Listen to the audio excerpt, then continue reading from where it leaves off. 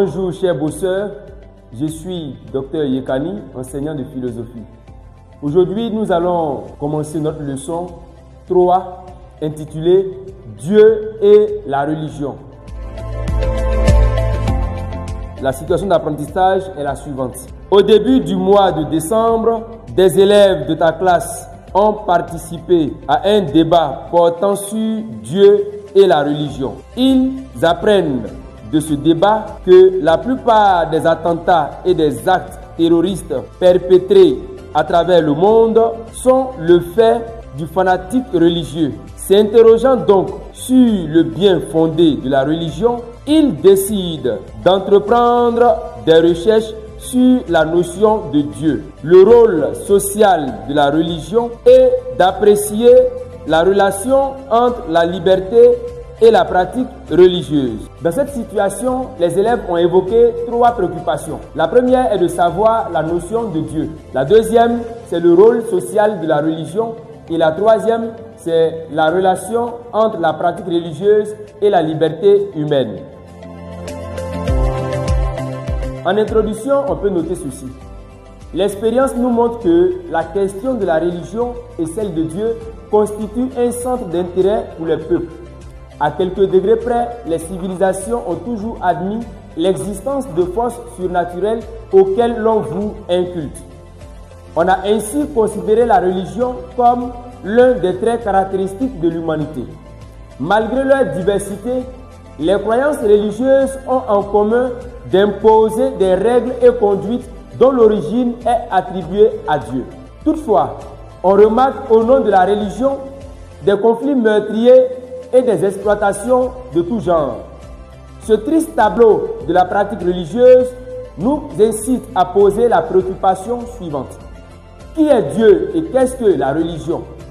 Quel est le rôle social de la religion? Quel est l'impact de la pratique religieuse sur la liberté humaine? Qui est Dieu? Étymologiquement, du latin Deus et du grec Théos, Dieu est considéré comme l'être suprême, doté de pouvoirs surnaturels. Ses attributs sont l'omniprésence, c'est-à-dire qu'il est partout à la fois, l'omnipotence, il détient toute la puissance, et l'omniscience, il sait toutes choses. Dieu est invisible, il est éternel, il est immortel. Dans le domaine religieux, Dieu est l'objet d'admiration, de crainte et de vénération. La religion vient de l'étymologie latine religare, qui veut dire relier, rattacher, lier ou attacher. La religion est tout simplement l'attachement de l'homme à Dieu. Autrement dit, la religion est l'ensemble des rites et pratiques que l'on voue à une ou des divinités. On peut noter 2 grandes familles de religions. Le polythéisme, qui admet l'existence de plusieurs dieux, et le monothéisme, qui affirme a priori l'existence d'un seul unique Dieu. Qu'est-ce qui pousse l'homme à pratiquer la religion? Pourquoi l'homme est-il religieux? Il faut noter que la croyance en Dieu est inhérente à l'homme. Mieux, la nature même de l'homme le porte à croire aux choses sacrées.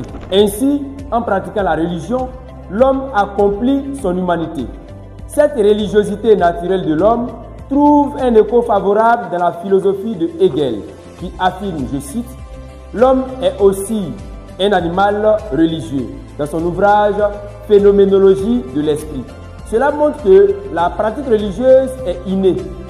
À l'instar de Hegel, Henri Bergson va aussi montrer dans son ouvrage intitulé « Les 2 sources de la morale et de la religion », je cite, « On trouve dans le passé, on trouverait même aujourd'hui des sociétés humaines qui n'ont ni science, ni art, ni philosophie. Mais il n'y a jamais eu de société sans religion. » Cette pensée d'Henri Bergson montre que la pratique religieuse est universelle. Nous allons maintenant passer à notre activité d'application afin de voir si les élèves ont cerné cette première partie.